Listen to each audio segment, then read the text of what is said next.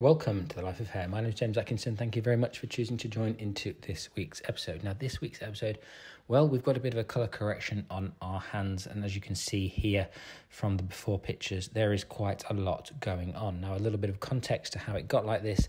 Our lovely model, Harriet, had previously got very, very beautiful, naturally grey hair, but has decided to put a colour on it. Now, she thought she was doing the right thing, because she wanted to make it more silver, and the colour on the box suggested that that was going to be a thing, but as you can see, it's lifted some of the natural that lives in between her grey hairs. So on the grey hairs it didn't really make a big difference, but it then lifted the natural hairs, and that's left her with this warmer colour in between. Now, it's a very, very, very difficult colour correction indeed, and I think you can end up kind of overworking this kind of hair. And I always believe the simplest answer is the best one. And there's no way I'm going to get every single piece of hair in this particular context. So I'm going to use an air touch balayage technique as a corrective type of technique. Now, air touch is a great technique, and I've covered it several times in the past when you're using it to create blonde effects. And I love using air touch, and I know a lot of stylists never tried it or are not really that au fait with it, but it's incredibly simple. In this particular instance, we've come slightly further up the head. Underneath wasn't really applied very well, so I've come to the point at which the warmest area starts, taking diagonal sections and then blasting some of the hairs through this horizontal slice and trying to get maximum coverage, but I'm also trying to bear in mind that I don't want to create an enormous amount of work in terms of corrective toning processes at the end. Now, I'd still need to do some corrective toning processes at the end, which I will talk about and show you. But if I just put lots and lots of bleach on the end of this hair and processed it, and I left myself very hard demarcations in the hair, then I've got a lot more work to do, and it may not look as good. I would rather leave behind a few bits of warmth in this back section, knowing that over time, it will fade, and equally, we can just top up the toner at the back of the head here.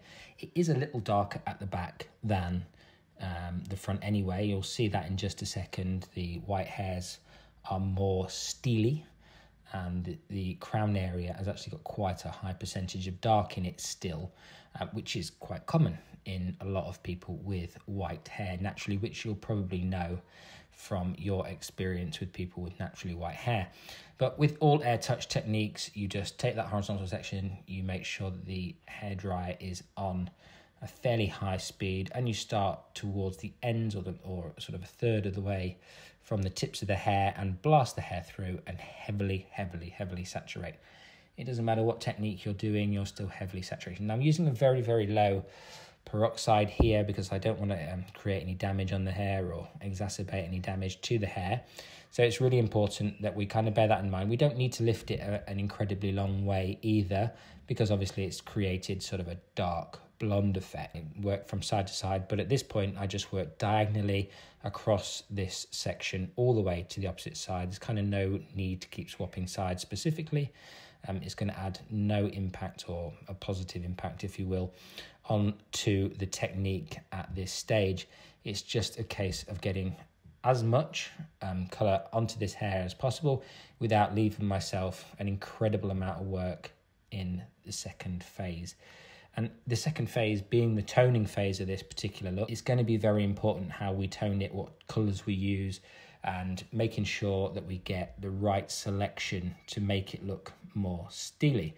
But as we go through the technique, you'll be able to see here that actually it gets quite dark, and that's where our colour gets really kind of rich, golden, almost orange. And I think it's really important to remember that in these techniques, we have to be mindful that we tell our clients that there is only so much that we can do sometimes to correct their hair in one go. Now, Harriet was very pleased with the result from this session, and when we get to the end, I'll point out some bits and pieces that maybe could have been better, but it wouldn't have been worth it in my eyes for the amount of work we'd have created, the amount of areas that we're going to have to colour and recolour, and the amount of damage that would create just for the sake of a few strands of hair. And if you're perfectly open and transparent and clear about that to the client, then obviously there is no issue with you doing that. One thing to definitely bear in mind when you're working through these kind of crown areas, or if you've got anything where it's really dark, is that you make sure that you do not overlap onto those darker areas. It will cause you a world of pain later on. Now you can see through these side sections a lot lighter, a lot cleaner. There is obviously some darker hair that was natural present. Through these side sections, we've just taken diagonal forward sections, very simple, and it just really repeats itself through the technique. It's not a difficult technique to do. I know so many stylists who are, scared of hair touch or never tried it or whatever it is that, has prevented them from doing it in the past. One of the things I will say is just make sure the sections aren't too thick. When you blow the hair through, it makes it very difficult. This is it with all the foils in. Very simple technique indeed, very quick. You can see I've not even attempted to hit every single piece of warm hair on her head, and I know so many stylists that would go through and do that and create an enormous amount of work for themselves. By all means, if you've got the time for that, then please go for it. But at the same time, sometimes this work that you do as an extra isn't really worth it, and it doesn't really impact the long-term results. As we can see from the result here, obviously in this back section it's a lot darker than it is in the front section, so it's always going to pose us extra problems. It's much easier to get this to look even and consistent. As you can see from the lightest bits into now what are blonde pieces, it's blending reasonably well. In the back we do have some bits and pieces that we need to sort out. Now what I'm going to do in terms of toning is I'm going to keep this back section a little bit darker than the front section. So we're going to keep it slightly lighter on the front and sort of fade it into a slightly darker silver colour at the back, because it's not going to blend that well with this area if we don't. This area is so dark. Obviously we need to do something with this where we've lightened up to the point at which the warmth area stopped and the natural root started. We need to be really careful, really mindful that we didn't overlap into this. We'd have created like orange band through the hair about there. So there was a point, to obviously doing the air touch was to get rid of some of the warmth in there, but it was going to leave behind some of the warmth. But equally I didn't want to leave myself too much blending work, because I didn't want to have to drop this down to like a 6 titanium silver shade and then use that to blend. So I'm going to put a 7 here on this band, and I'm going to blend it into an 8 down here. So there's like 8 titanium, which is violet blue, and then in this mid zone here is going to be a 7.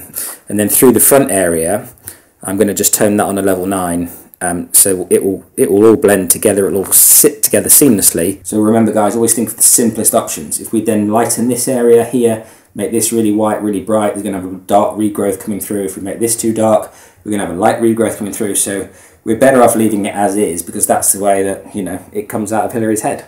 So let's jump into this back section. I'm going to pop the toner on, I'll show you how I'm going to do that, and then we'll see the final result in a minute. Now in terms of splitting the head, I'm going to use a zigzag section, and that's just to help it all blend together a little bit, as I'm going to use 2 separate different colours, as you've just heard me mention.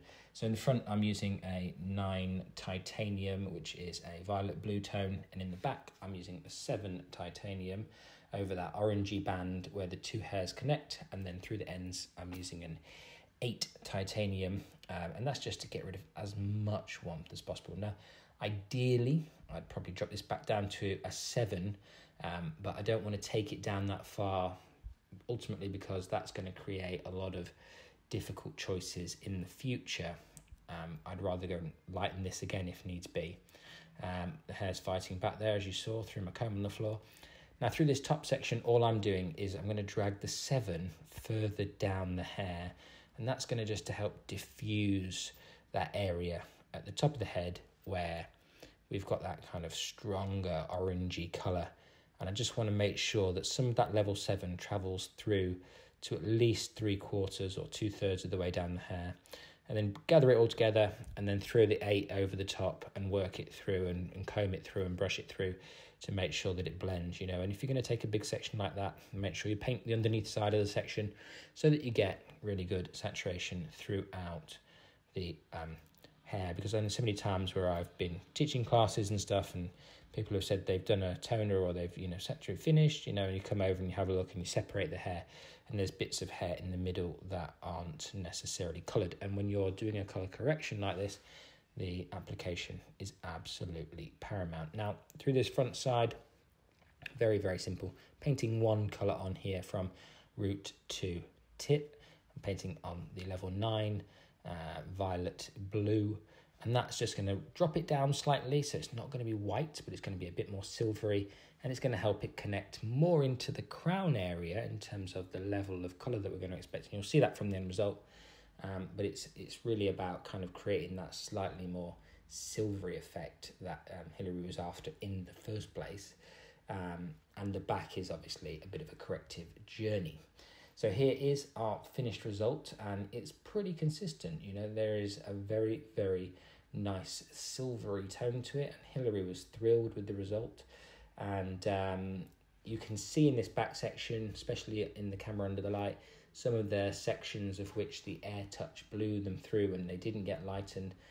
But I think it was well worth it in terms of you know, and I know so many hairdressers out there that you know have to do every single bit of hair and they can't sleep otherwise. But the truth of the matter is, guys, is that this technique hit the brief for Hilary. Hilary just wanted to be more silvery. I didn't have to colour every single piece of hair on her head, have her in the salon for 5 or 6 hours. You know, there has got to be some trade-offs sometimes to people's financial situations or whatever. You know, not everyone can afford to have a 7 or 8 hour colour correction, and you potentially might do it at a loss just because you think that's the only way to do it. So it's all in the consultation. Life is in the setup, as a good friend of mine told me once. Hope you enjoyed today's episode. If you've got any questions, please throw them down in the comment section, and I'll see you again very, very soon.